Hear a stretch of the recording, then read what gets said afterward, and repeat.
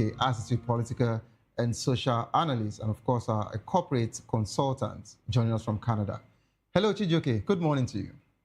Hello, good morning, Savio. How are you doing today? Very well, thank you. I know you wouldn't like this topic because you're really against Wiki. But before you say anything, I would like to also bring in the other guys. Also joining us, we have Honorable Tokwe Abdulrazak Balogun, AA Party Lagos State Governorship candidate for 2023 Nigerian general elections.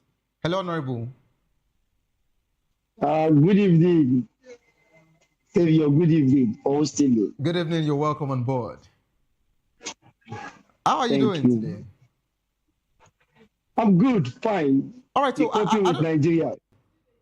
I don't think President would want to, put Wiki under the bus for anybody because Wiki has actually worked for him in the past. Democracy like ours, where godfatherism cannot be overlooked. You can't take it away from Wiki that he is the leader of Ubara and he is the leader of APC as it is today in Rivers State. Before now, we had people in APC that were original members of APC from inception, people like Otinamechi, His Excellency, Right Honorable, and some other major stakeholders. They were all in APC, but you saw the turn of events when they started breaking the original APC into factions, and a particular faction we aligned with the current minister of the Federal Capital Territory, and you can read in between the lines. For anybody that wants to be meticulous and be sincere enough, is directly linked up with the present leadership of APC and the presidency, aligns more with Wiki. That is why he gets almost everything he wanted politically. He has that dexterity politically to maneuver. And he's standing as the leader of all the major parties in that state. So you can't take that away from him. Just like Ashadu told them at that meeting that, are you assuming or stating that while Sanwo-Olu was the governor of Lagos before he became the president, and Sanwo-Olu had ever been his own leader, even though he was the governor? He has the same thing of Ampod, he has the same thing, and that explains it all. That no matter how, and eventually there's this crisis here and there, and for me, it's a win-win for Fubara.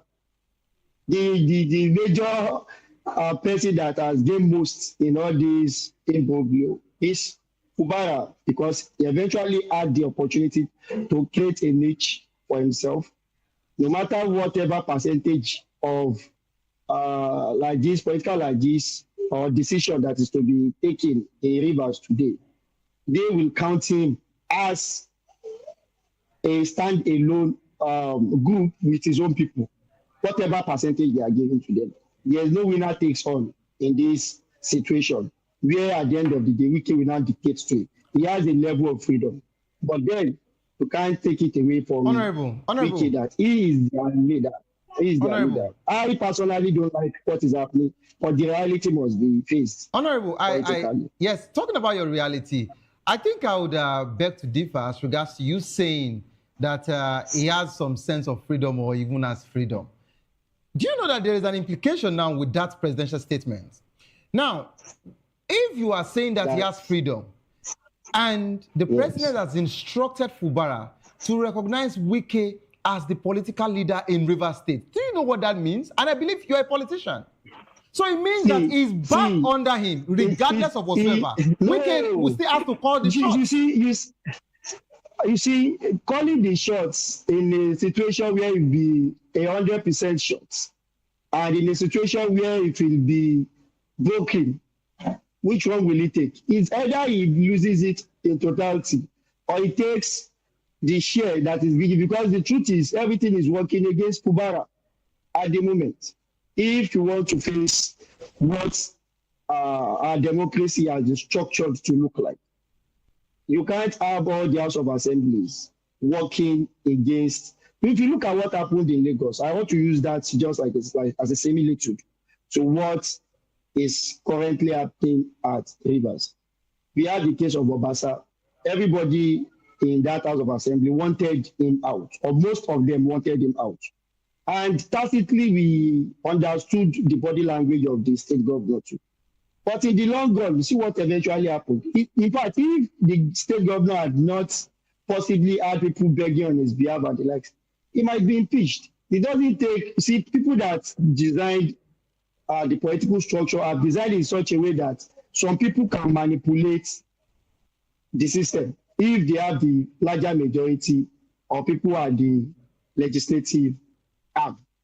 And that is why Fubara's case is something that he cannot just sit down and say the president has not saved him yet again, like he saved him in the first instance. We are not in the military era.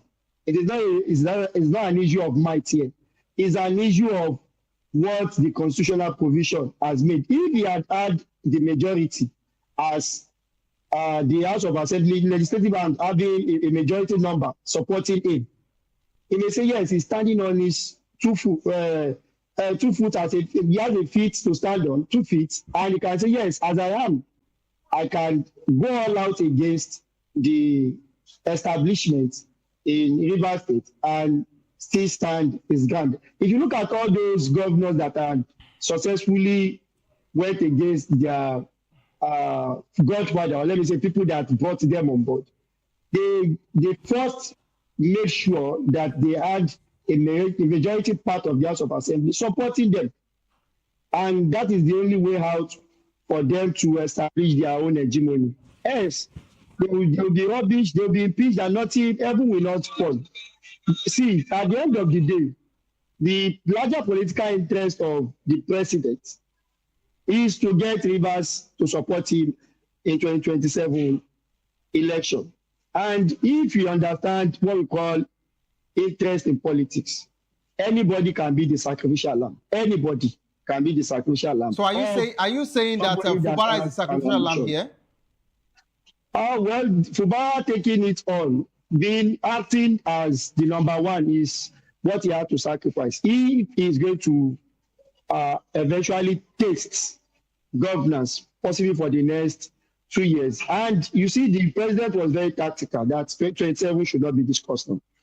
Things can still go either way because everybody is still working towards that time. But as at the moment, if Fubara did not seek the support of the president, and the president is not magnanimous enough to call them together, they will just went into chaos, and at the end of the day, according to the law, the wicked faction would have won. We are not talking about the person that is right here. We are talking about the person that has the power to outwit the other person. It may not be fair for the governor, but then this is politics. And the politics has to do with the instrumentality of politicking. If you can use them to your own advantage, use it to the maximum. And that is what is playing out in Rivers State. And I think if Fubara wants to be sincere with himself, he knows that he is not having that advantage as at the moment. And I think this is the best thing that can happen to him. As for now, we don't know what will play out tomorrow. Okay. You know, it is tactical that he had to decamp to APC. If he had not decamped to APC, it would have been worse for him by now. It would have been very, very worse for him by now. So it is still tactical. And I believe he and his team will always sit down to look at what is going to happen to them in the nearest future. Even in 2027, you may be surprised that he may even leave the APC and contest under any other platform that will be willing to give him the opportunity to challenge the status quo, such that at the end of the day, we'll be even having more power and to outreach Wike in entirety and call the shots eventually as the possibly next governor of the state. But as of today, what he has, for me, politically, is still beneficial to him and his team. They are not outrightly, but they are not having that total power to wield as the incumbent governor. However, what are the things that are left to actually determine? When the president already said the House of Assembly by-election that is going to be coming up should be ceded to weakest candidates, even though those weakest candidates will be fielded under APC. So what is there to be shared? It is clear that they are giving him that edge because they don't want the president's interest to be disrupted. The president is not, as of today, is not 100% sure that he's going to cruise into victory in 2027. And the truth is, many of us are opposition and are going to be in opposition and are mobilizing people against his presidency.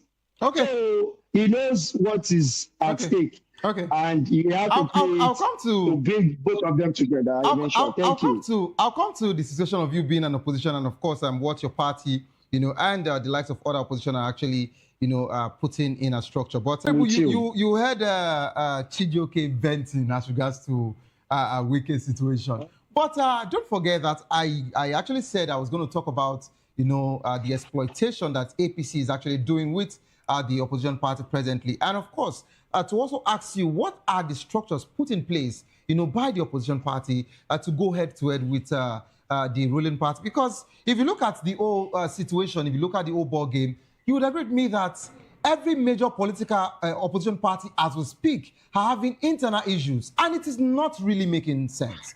It is not looking good for the 2027 general elections. I don't also know what your own party has been doing, but if they continue like this, I don't know. So, but you have to actually, mention one or two, and of course, also propose some solutions that you feel that should be the right structures to go against the APC. Not something that we should really be freaked about, because there is no political party in Nigeria at the moment that is not factionalized. And I think those that are top-notch politicians can read in between the lines. And that is why some of them are just jumping that boat to go into another political party that can save their mandate for them. You saw what happened in Osun State, even as an incumbent governor under PDP. The man, Adeleke, Senator Adeleke, had to go to accord to keep his hope alive. And it is a deliberate action by those who know politics that there is no way there is no fifth columnist that is representing the interest of somebody that has a political interest in 2027 to keep up the destabilization, so that at the end of the day, it will be an easy win eventually. Else, it will be very, very difficult for them to stay through with what they are being able to do so at the moment. Because at the moment, they can't point to anything that they can talk about. What they have done to the masses to deserve a second term. So it is something that is glaring, that you can't take that away from that some people are involved with the ruling party to cause what we have presently. If you look at many of the political parties, like 17 or 18 that we have presently, it is only APC that cannot have what do you call faction or problem with their structure.